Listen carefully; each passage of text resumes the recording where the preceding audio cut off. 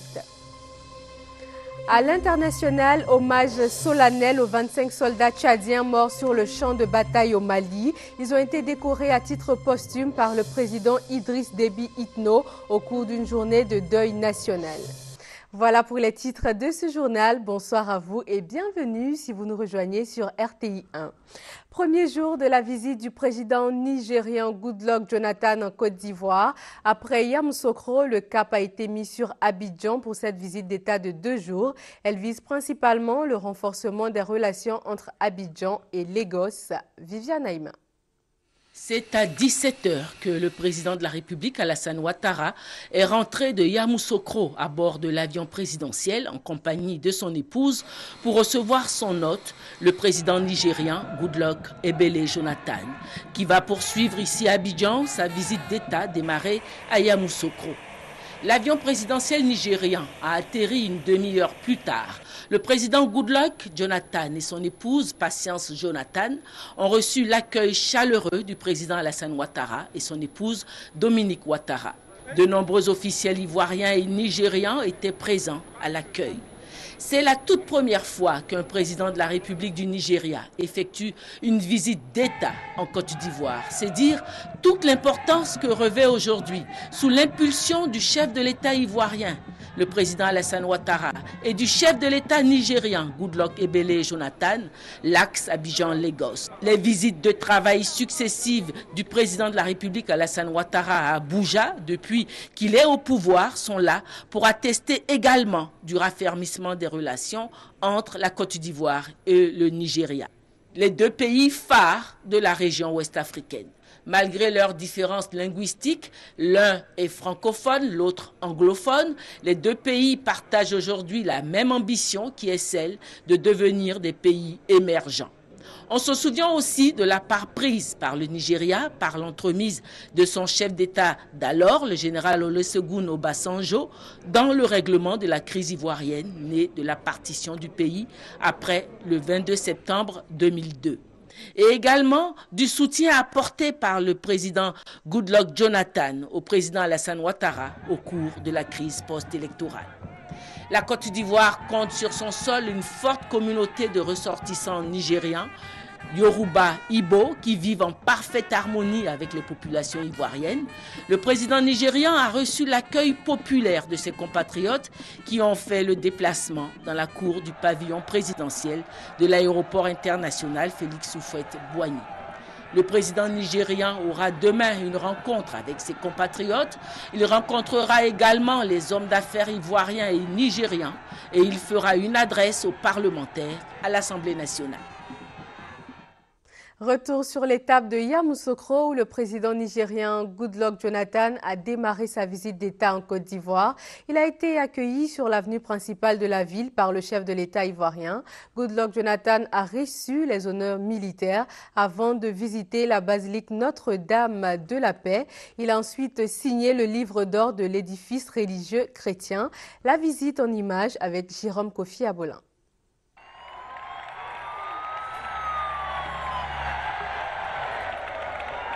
Jeudi 1er mars 2013, nous sommes à Yamoussoukro. Il est environ 10h30 quand commence la visite d'État du président nigérien Goodluck Jonathan en Côte d'Ivoire. Yamoussoukro, première étape de cette visite sur l'axe principal de la capitale politique ivoirienne. D'abord, les honneurs militaires avec l'exécution des hymnes nationaux nigériens et ivoiriens.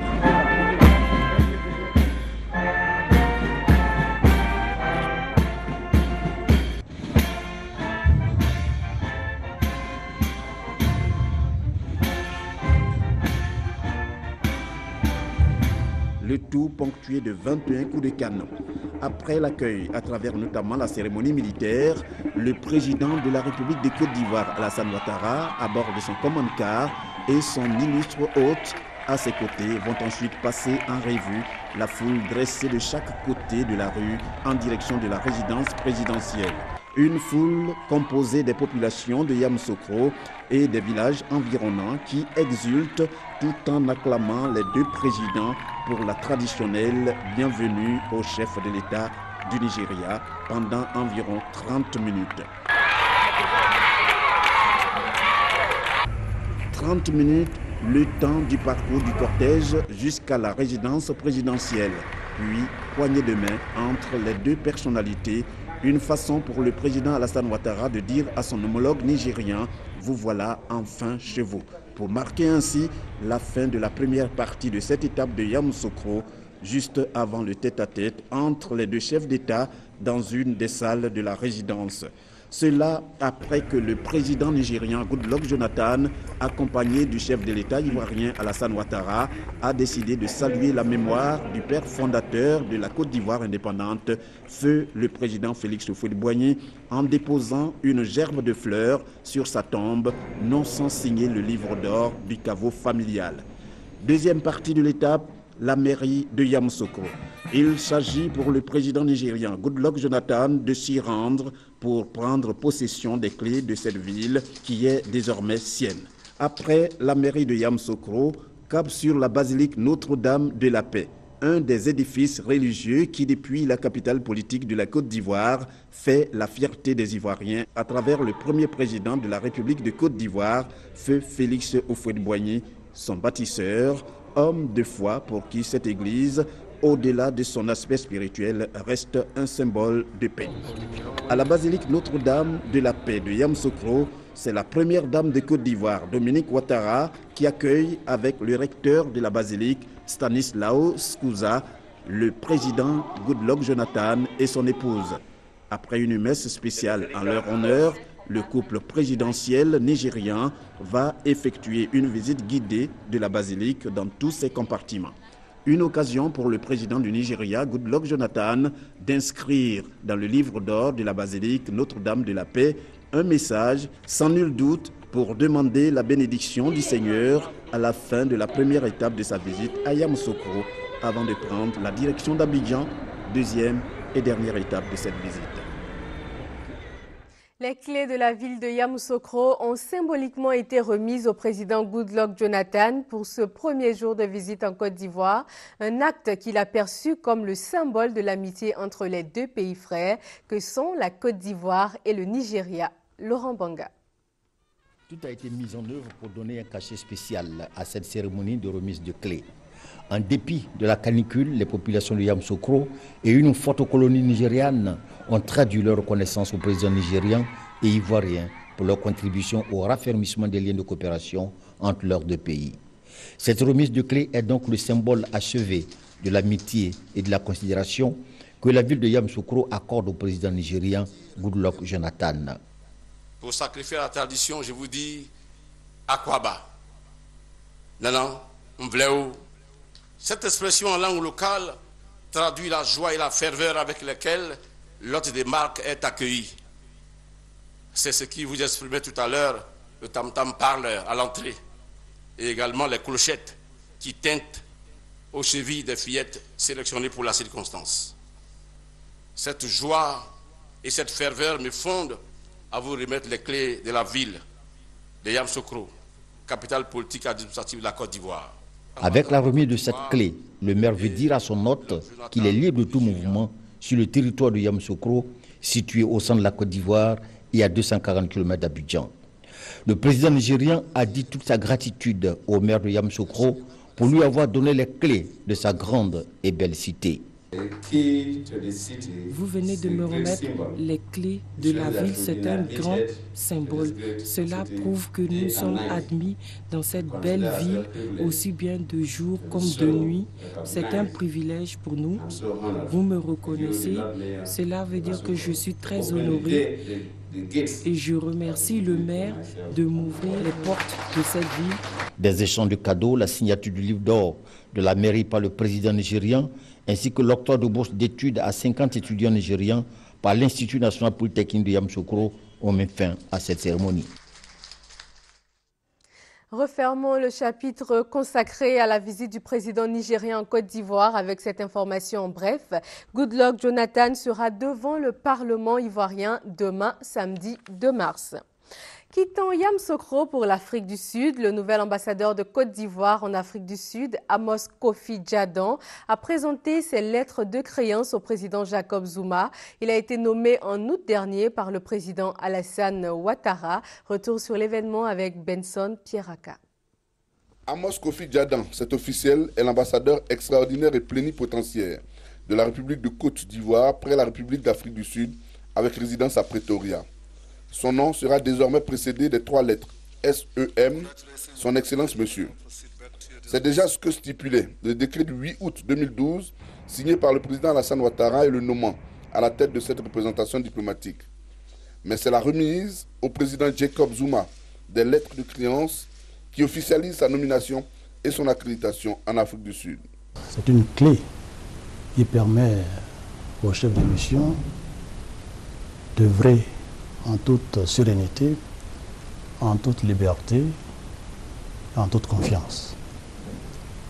Avec la bénédiction du pays hôte, le président Alassane Ouattara veut marcher dans les sillons tracés par le président Félix Houphouët-Boigny, dont l'action primordiale a été remarquable dans les annales de ce grand pays.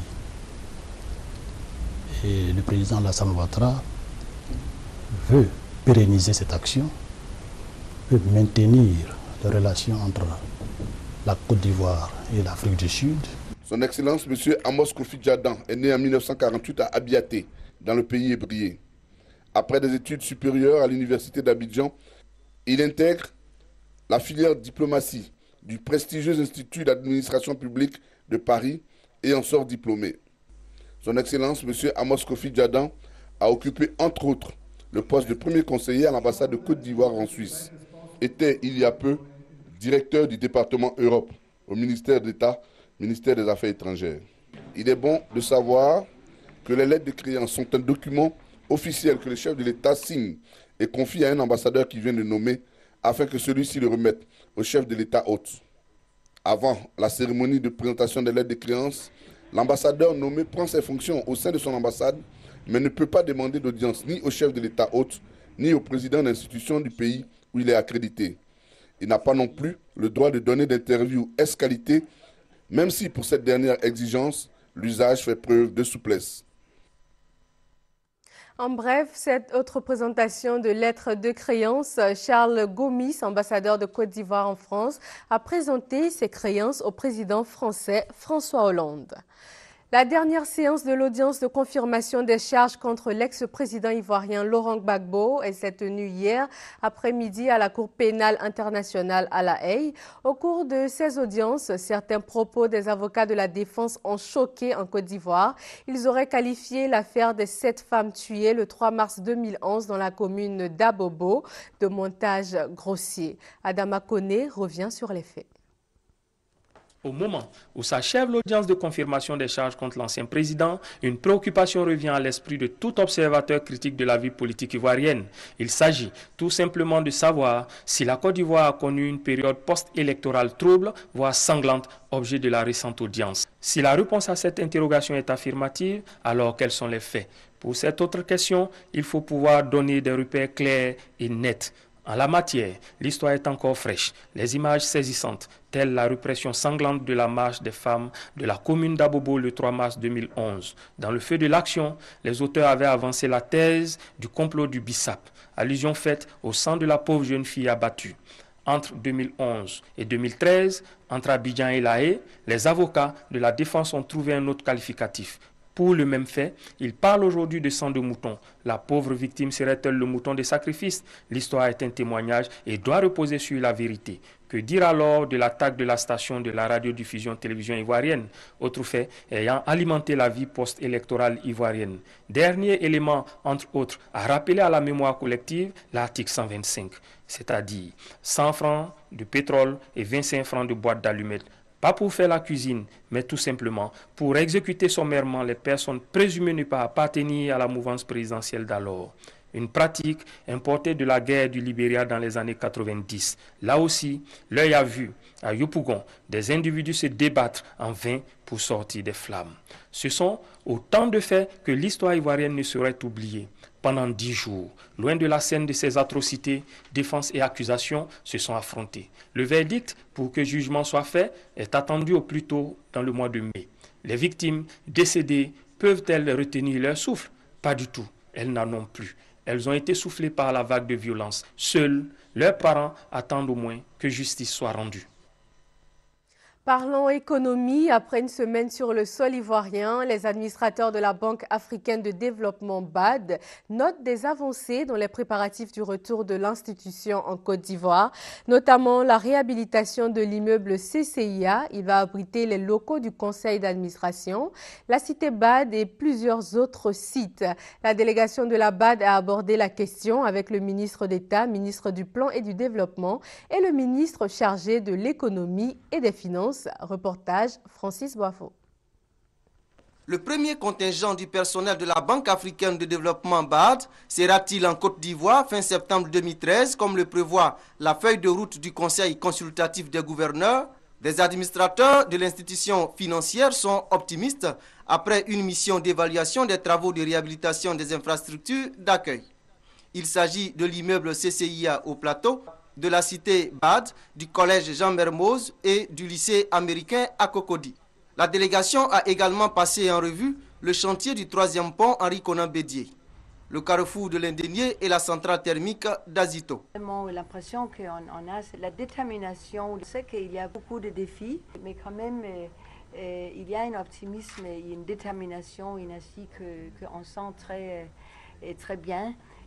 À côté des autorités, comme aussi dans les sociétés civiles et le secteur privé. Faisant allusion au projet non encore exécuté, dans le cadre du retour de la BAD à Abidjan, le ministre d'État, ministre du Plan et du Développement, s'est voulu rassurant. Je peux vous annoncer que le cinquantenaire de la banque en novembre 2014 aura lieu certainement à Abidjan avec la banque qui sera définitivement de retour. Nous avons discuté notamment de la stratégie à long terme de la banque. Je suis heureux de constater que le Conseil est prêt à aligner donc ces stratégies sur le plan national de développement, donc sur les priorités du gouvernement. L'achèvement des travaux de réhabilitation de l'immeuble CCIA et la cité BAD, la rénovation du collège Jean Mermoz et du lycée américain avant septembre 2013 sont entre autres défis à relever pour le retour de la Banque africaine de développement en Côte d'Ivoire. À présent, un communiqué de la Direction générale des impôts. Le directeur général des impôts rappelle aux entrepreneurs de transport public, aux marchands forains utilisant des véhicules automobiles et aux exploitants des corbillards ou fourgons mortuaires que la date limite pour le paiement de la première moitié de leur patente, initialement fixée au 1er mars 2013, est exceptionnellement reportée au 15 mars 2013, délai de rigueur. Par conséquent, il les invite à se rendre dans leur centre des impôts de rattachement pour s'acquitter du paiement de leur patente. Les inventions du CNRA dans le domaine de la cacaoculture vont être certifiées et multipliées grâce à un financement de la Convention mondiale du cacao. Les responsables du CNRA et la Fondation mondiale du cacao ont procédé aujourd'hui à la signature de la Convention pour le financement des opérations. Elle va s'étendre sur 3 ans. Les explications de Noël Niagno. Petit Bandoukou, c'est à Soubré, dans le sud-ouest de la Côte d'Ivoire. De vieux plants greffés, certains portent des noms d'illustres personnalités. À terme, il s'agit d'améliorer la productivité de ce verger. Le cacao Mercedes, 18 mois pour entrer en production. Ce matériel végétal performant est le fruit des recherches du CNRA, Centre national de recherche agronomique. La Fondation mondiale du cacao se préoccupe de la certification de ce matériel végétal. Il y a eu des mélanges au niveau de plusieurs champs semenciers dans les pays de l'Afrique de l'Ouest, parce que le croisement n'était pas contrôlé, n'était pas manuel. Donc maintenant, on va aller avec les analyses techniques scientifiques pour nous assurer que c'est le matériel exactement ce qu'on doit utiliser. C'est l'un des fondements de la Convention de partenariat CNRA Fondation mondiale du cacao. Il est prévu le financement d'extension du champ semencier de 50 hectares en vue d'augmenter la production de cabos à hauteur de 50%. Et 10 hectares de parc à bois pour amplifier le greffage de vieux vergers. Dernier composant de cette convention, le renforcement des capacités des producteurs pour une meilleure exploitation de ce matériel végétal. Durée de la convention, 3 ans pour un coût d'environ 10 millions de francs CFA. Le CNRA salue cette marque de confiance dans son expertise et attend s'équiper en conséquence en hommes et en moyens de recherche. 5e édition de la Semaine africaine de la femme agriculteur, SAFA 2013. Pour l'occasion, l'ONG Promotion et Santé de la femme a initié une exposition vente de produits agricoles, un moyen de faire la promotion des produits des femmes du monde agricole.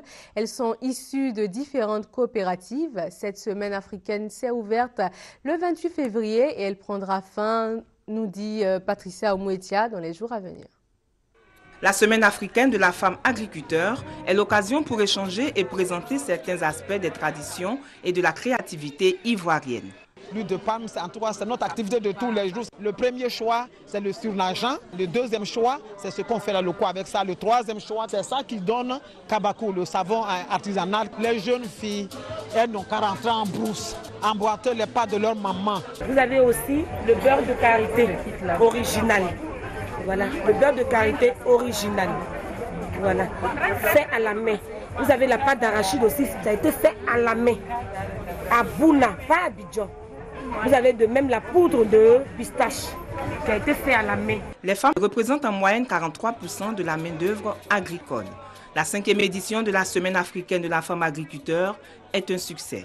L'année dernière, est-ce que c'était comme ça ou bien il y a eu amélioration pour que les gens puissent prendre conscience et confiance en elles pour pouvoir dire quand je vois label Prosaf, je ferme les yeux parce que c'est de la qualité.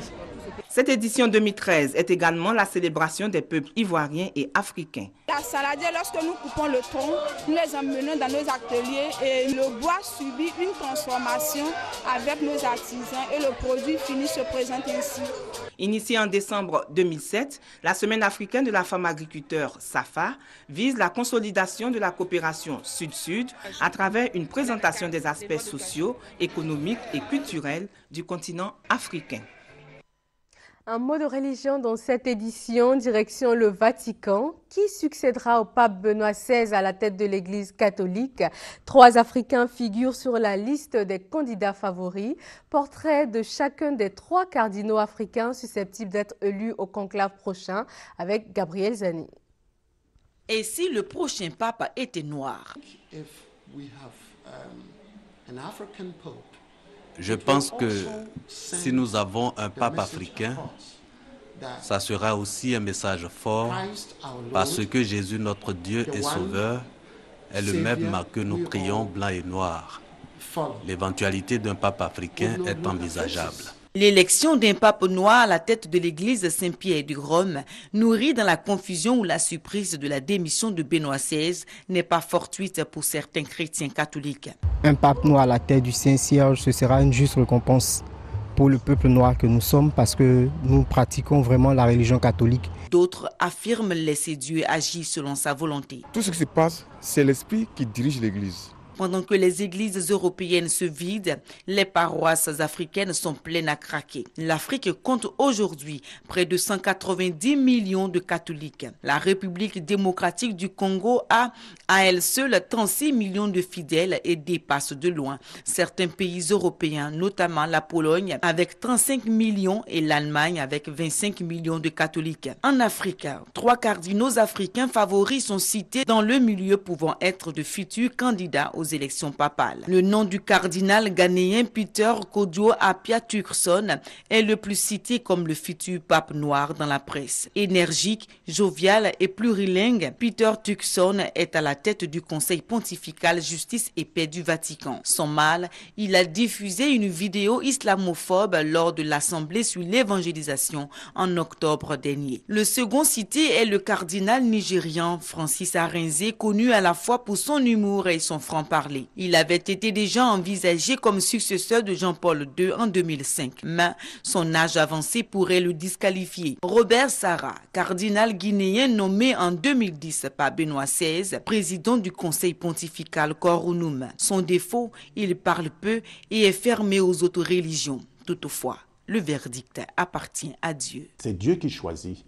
L'Église est universelle. Que le pape soit noir, qu'il soit blanc, qu'il soit jaune, ça n'a pas d'importance. La mission qu'on confie à un pape, c'est de diriger l'Église, et une Église universelle qui n'a pas besoin de clans ni de personnes qui appartiennent aux blancs, aux noirs, aux rouges. Ces dernières années, le catholicisme s'est fortement africanisé. Un pape noir, pourquoi pas? La question a été déjà posée en 1985. Grande prière avec plus de 40 000 fidèles, 20 confessions religieuses présentes en Côte d'Ivoire. L'heure est à la préparation pour cet important rendez-vous national. Prière, proclamation de bénédiction, louanges et repentance vont constituer les temps forts de la cérémonie œcuménique pour la paix en Côte d'Ivoire. Les leaders des différentes confessions religieuses entendent s'impliquer activement pour la réussite de l'événement, qui est le premier du genre dans le pays. Après la prière, intéressons-nous à la santé. Il s'agit de prise en charge de l'hépatite virale. Très peu connue, la maladie touche cependant environ 10% de la population ivoirienne. Le programme de lutte contre les hépatites virales vient de valider une procédure nationale de prise en charge de la maladie. Victorine Yaoyobwe. Chérif pensait être atteint du paludisme. Arrivé au CHU de Cocody, les examens ont montré qu'il souffre d'une hépatite virale, une maladie grave dont les complications peuvent conduire à un cancer ou à une cirrhose du foie. Je sentais qu'on appelle la douleur au niveau de mes côtes, mon ventre, au dos, voilà, et puis j'avais souvent un peu la vertige, voilà. Et j'avais pensé au début, quand j'étais encore en ville, que c'était la fièvre typhoïde, le palu et tout ça. Mais j'ai traité indigène, j'ai vu que ça n'allait pas. Comme Chérif, 2,2 millions de personnes, soit 10% de la population ivoirienne, seraient atteintes d'hépatite virale. C'est désormais un problème de santé publique parce qu'en plus du nombre important de malades, la prise en charge médicale n'intervient pas souvent à temps. Les hépatites à la phase aiguë ressemblent étrangement au paludisme, ce qui va faire que le malade va retarder la consultation. C'est justement pour améliorer la prise en charge des hépatites virales que le ministère de la Santé a décidé, en accord avec les autres acteurs, de définir un protocole depuis le diagnostic, la prescription des médicaments jusqu'à la surveillance des malades. Cette nouvelle procédure vise aussi à encourager les généralistes à orienter les patients vers les spécialistes lorsqu'il y a doute sur leur diagnostic. Des ordinateurs de bureau, des ordinateurs portables et des imprimantes d'une valeur totale de 10 millions de francs CFA viennent d'enrichir les équipements informatiques du siège du RDR. Hier, au siège du parti, le donateur Yasungo Ouattara a remis les équipements au président par intérim Amadou Soumaoro, ce dont vient pour aider la structure pour une gestion plus efficiente de ses dossiers. L'actualité hors de nos frontières nous conduit tout d'abord au Mali. Après une période d'incertitude, la mort d'Abou Zaïd a été confirmée ce soir par Idriss Déby, le président tchadien. Celui qui était appelé émir d'Al-Qaïda au Maghreb islamique aurait été abattu par des soldats tchadiens lors des affrontements dans le nord Mali. Les autres points forts de l'actualité africaine nous conduiront au Sénégal, en Égypte. Première escale au Tchad, où les autorités ont rendu hommage aux 25 soldats morts au combat dans le Nord Mali. Ils ont été décorés à titre posthume par le président Idriss Déby Itno au cours d'une journée de deuil national. Les images de ces moments d'émotion. Sur l'aéroport de N'Djamena, les 25 cercueils des soldats tués lors des opérations au Nord Mali sont portés par leurs camarades. Devant les officiels, le président Idriss Déby Itno les a décorés à titre posthume, rappelant leur sacrifice. En cette journée de deuil national, il a également appelé les forces ouest-africaines à accélérer leur déploiement et venir renforcer la coalition composée des troupes maliennes, tchadiennes et françaises qui pourchassent les groupes islamistes.